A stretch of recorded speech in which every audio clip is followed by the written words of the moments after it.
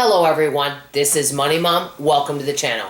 Today I want to chat with you guys about my favorite 10 money saving tips that save me the most money. Let's get started and talk about it. Yes, I've had videos like this on the channel before, but I thought I would take the cream of the crop and take you the ones that really made the most difference and ones I actually use myself. First one, number one. For me, and remember it's personal finance, all of us are different. I use the cash envelope system. It really helps. I actually don't have a debit card. This way I have a certain amount of cash that I use every month that I allow myself. And I'm not allowed, unless it's some kind of really important emergency, to go over that. So once the cash is done, that is it. And that keeps me right where I need to with my spending to make sure I'm not overspending. So using the cash envelope system helps me to know what I'm spending. I used to use my charge card. Yes, I would pay it off every month, but it was kind of like surprise. One month I remember I spent like $500 on the charge card. I'm like, I actually had to call the charge card company because I didn't know how much I was spending. I'm like, wait, is there some charges on here that I don't know about? And I started adding them up. I'm like, wow, that adds up quick. With my cash, I don't worry about that. So that's number one. Number two, I do all different kinds of little side hustles to make extra money. Example, something I did last month and I really enjoyed it, is I did some mystery shop phone calls. I didn't even have to leave the house and I made $160. That little bit can help. Even if you made $20 or $30, as long as it's a good return on investment, another $20 or $30, that could be just like, one bag of groceries or maybe a little gas in your car. Every little bit helps. So I love to do all different kinds of side hustle type things if they become available to me. Number three, you guys know this. I do a lot of meal prep.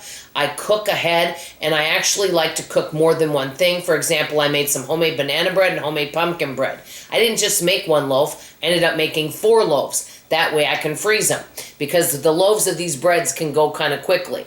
Okay, and I love to meal prep, and what I like to do is put them in like bento type containers like this. I have different sizes and different ones with different compartments, and then I put these in here, and I put some in the front refrigerator, some in the back.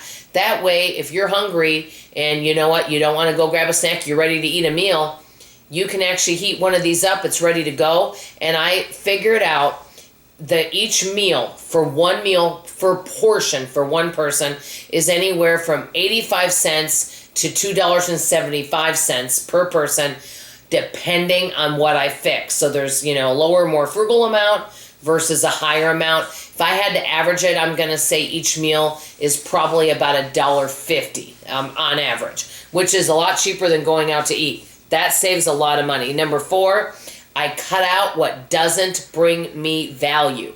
I ask, is there anything that I'm not getting value from that I want to cut out? I don't want to just cut out something just to cut it out, just to save money, especially if it's something you enjoy. I'll give you a great example. I love my yard guys. Could we mow our lawn and get all the lawn equipment and do it ourselves? Yes, we could.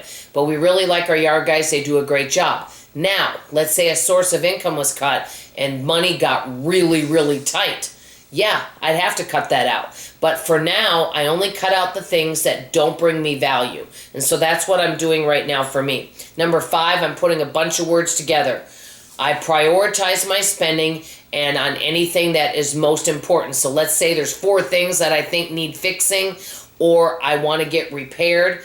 I will look at what is the most important thing and try to prioritize. And so plan way ahead for large expenses. All of this kind of goes together. I pull the reins in if I see I'm overspending.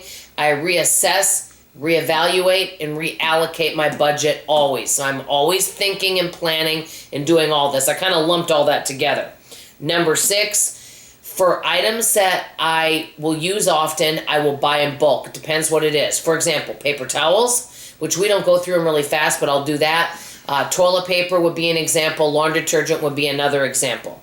Another, number 7, I automate our savings. That way it goes directly in the savings, and I'm always making sure I have a goal amount that I like. And with that, I also have sinking funds for certain things. I have a no-touch savings. That means in case I lost a job, that I have a savings in case of that. I also have a sinking fund / savings for home repairs, and I have that set aside, and that's really helpful too. And so that would be an example. So I'm always thinking ahead with savings. Number 8, I just say no thank you.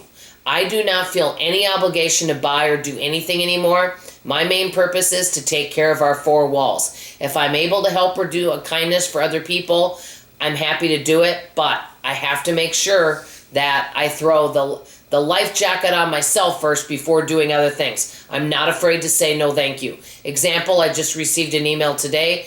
Dawn, would you like to participate in the Secret Santa? I wrote back and said, not this year, but thank you for thinking of me. So that would be an example of that. Number 9, I drink mostly water instead of buying, carbonated beverages and things like that. That saves a lot. Number 10, I use the library a lot. The library is one of my very, very favorite things to use, and that saves me so much money. I don't think there's anything wrong with buying books, especially books that are keepsake books. They're absolutely fabulous, and there's many books that I may want to, revisit, such as a cookbook that you're going to do over. But most of the time, I don't need to. A lot of fiction books, especially if I already know the plot twist, I don't generally need to keep them. So I use the library a lot. And basically, I'm adding a bonus one, last but not least. Because this is personal finance, don't compare your financial journey with other people. This is your financial journey. And unless somebody is paying your bills and giving you money, they don't have a right to tell you how to spend it. I'm ending with that. That's all I have to say for now. I love you, appreciate you, and I sure hope you come back for tomorrow morning's video. Bye-bye, everybody.